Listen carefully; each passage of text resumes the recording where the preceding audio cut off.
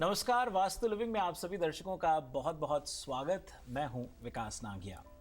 दर्शकों, आज का जो हमारा एपिसोड है बहुत ही दिलचस्प एपिसोड है और वो इसलिए क्योंकि वो सभी उम्र के लोगों के लिए है। फिर वो चाहे बच्चा हो, बड़ा हो, बुजुर्ग हो या फिर युवा वर्ग में क्यों ना हो, हम सभी जो हैं जब घर में होते हैं, किसी भी मूड में होते हैं, तो किचन एक ऐसी जगह है जहां हम जाने अनजाने पहुंच ही जाते हैं। और किचन घर का यदि उसका रखरखाव, उसकी साज सज्जा बहुत इम्पॉर्टेंट माना जाता है हमारे वास्तु के अंदर। क्यों, कैसे, किस लिए, ये जानना पलविजी से बहुत बहुत ज़रूरी है, क्योंकि किचन के हिसाब से घर के सभी लोगों का स्वाद जुड़ा हुआ है, किचन के साथ लोगों का स्वास्थ्य जुड़ा है, तंदुरुस्ती जुड़ी है। तो बहुत से पहलू हैं जो घर के किचन के साथ जुड़े हुए हैं। पलविजी, कार्यक्रम में आपका बहुत बहुत स्वागत है। शुक्रिया। आज का विषय जो है किचन और वास्तु बहुत महत्वपूर्ण, दिलचस्प इसीलिए क्योंकि वो सबका एक साझा विषय है, सबका विषय है, क्योंकि सबको किचन में जाना अच्छा लगता है। ये बात और है कि घर में अधिकांश रूप से महिलाएं, हाउसवाइफ्स जो होती हैं, इवन वर्किंग वुमेन जो होती हैं, वो ज़्यादा समय व्यतीत करती हैं क्योंकि कुकिंग करती हैं। आजकल तो लोग मेन भी, आदमी भी बहुत किचन में समय व्यतीत करते हैं क्योंकि उनके लिए बड़ा थेरेप्यूटिक होता है ये प्रोसेस।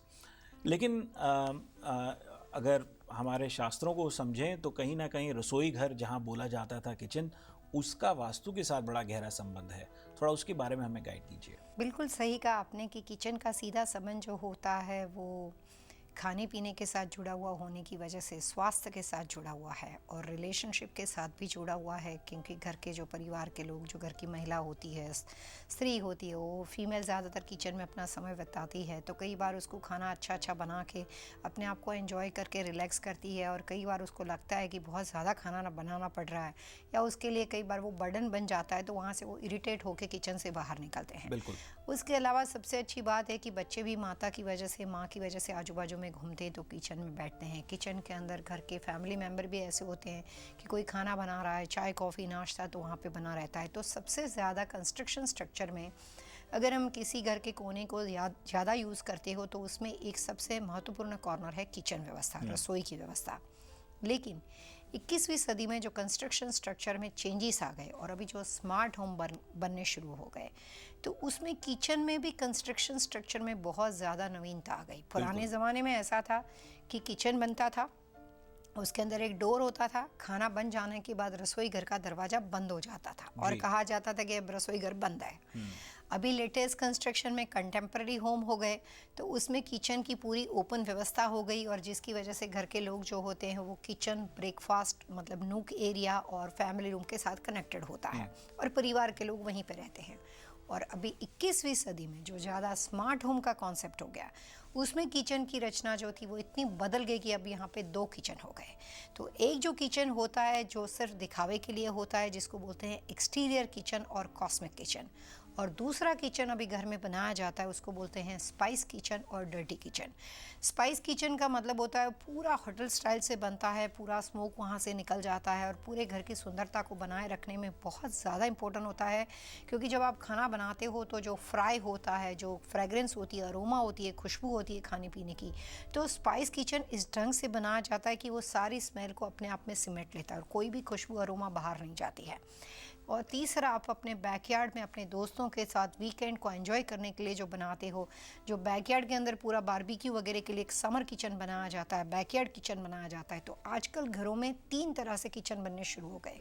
वास्तु की जो चीज़ें जो मैं समझ पाया हूँ आपसे इतने समय से, वो ये कि किस दिशा में है, किस तरह से अग्नि और जल और इस तरह से चीज़ों का जो कॉम्बिनेशन बना के रखना, वायु का भी कॉम्बिनेशन, जो ये एग्जॉस्ट का कॉम्बिनेशन बना के रखना, ये बहुत महत्वपूर्ण चीज़ें होती हैं कहीं, क्योंकि इनका स्वाद और स्वास्थ्य दोनों के साथ गहरा संबंध है। इसको एक एक करके थोड़ा सा आप समझाइए हमें। किचन की रचना की सबसे बड़ी खूबी है कि वहाँ पे 2 एलिमेंट को एक साथ बिठाना पड़ता है। दोनों एक दूसरे से अपोजिट एलिमेंट है। किचन में सबसे ज़्यादा होता है पानी, क्योंकि पानी के बिना कुछ भी खाना नहीं बना सकते हो। दूसरा, कुकिंग करने के लिए आपको चाहिए fire. So water and fire both element, वो दोनों एक दूसरे के अपोजिट, विपरीत एलिमेंट है। लेकिन किचन व्यवस्था जो है वो वास्तु में एक ऐसी व्यवस्था है कि उसके लिए जो दिशाएं डिसाइड की है, जैसे कि अगर हम सिर्फ फायर के बारे में बात करते हैं तो वास्तु के लिए उसके लिए उपयुक्त दिशा मानी जाती है साउथ यानी कि दक्षिण। अगर हम सिर्फ वाटर पानी के बारे में बात करते हैं तो उसके लिए वास्तु में सबसे उपयुक्त दिशा मानी जाती है नॉर्थ। नॉर्थ एंड साउथ दोनों एक दूसरे से अपोजिट एलिमेंट है और इसी वजह से उन दोनों के अंदर जो भी साज सजावट, जो भी डेकोर है, पोजीशन है, वो कंप्लीटली विपरीत बताई गई है। लेकिन किचन का कॉम्बिनेशन ऐसा है कि उसमें आपको वाटर भी रखना पड़ता है और उसमें आपको फायर भी रखना पड़ता है।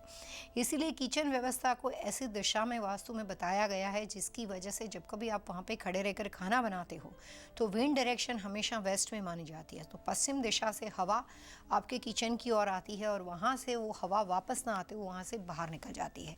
इन सब साइंटिफिकली बातों को ध्यान में रखकर पुराने ज़माने में वास्तुशास्त्र में किचन की दिशा डिसाइड करेगी कि जिसमें वाटर एंड फायर को एक साथ रखा जाता है और उसके लिए वास्तुशास्त्र के अनुसार किचन के लिए उपयुक्त दिशा मानी गई है साउथ ईस्ट की।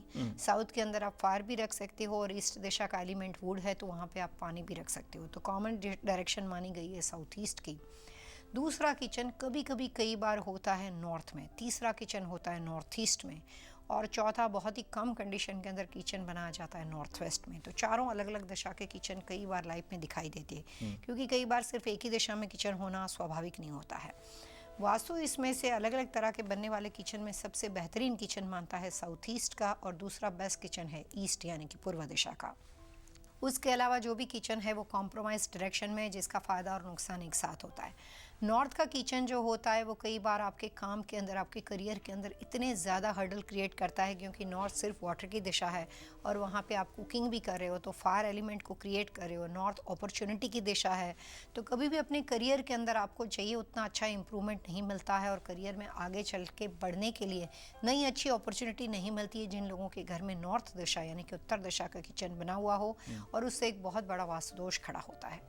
नॉर्थ वेस्ट दिशा जो होती है वो फाइनेंशियली वेल्थ की स्टेबिलिटी को बनाए रखने की दिशा होती है और नॉर्थ के अंदर वाटर एलिमेंट है, वेस्ट के अंदर मेटल एलिमेंट है। तो नॉर्थ वेस्ट दिशा का जो किचन होता है वो घर की महिलाएं अगर उस घर में काम करती है या कोई भी तरह के लाइक जो सिंगल ब्रेड विनर होती है लेडी तो उसके लिए फिर भी नॉर्थ वेस्ट का किचन ठीक ठीक है। लेकिन पूरा परिवार जब साथ में काम करता है, पति पत्नी दोनों अलग अलग करियर और प्रोफेशन में है तो नॉर्थ वेस्ट के किचन में पैसा जितना भी घर में आता है चला जाता है, वहाँ पे पैसा बनने का काम नहीं करता है।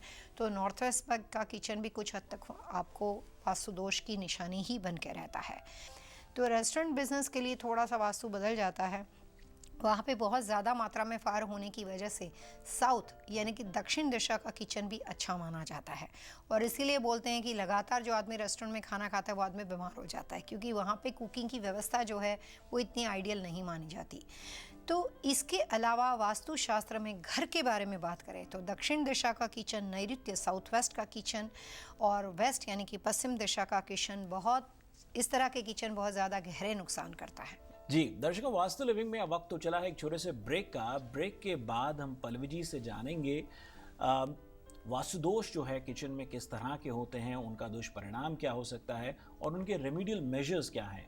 क्योंकि पल्लवी जी अक्सर इस बात पर जोर देती हैं कि ज़रूरी नहीं कि आपको घर में तोड़फोड़ करके ही आप वास्तु का फ़ायदा उठा सकते हैं, उसके बगैर भी आप फ़ायदा उठा सकते हैं। कैसे, ये हम उनसे जानेंगे एक छोटे से ब्रेक के बाद। आप देखते रहिए vastu living.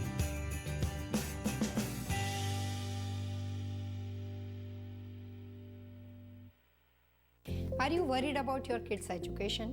Do you want to help them build a strong foundation? I am Pallavi Chalavada, your Vastu Feng Shui consultant. Simple Vastu principles can make a tremendous difference. For example, the north direction is connected with Mercury.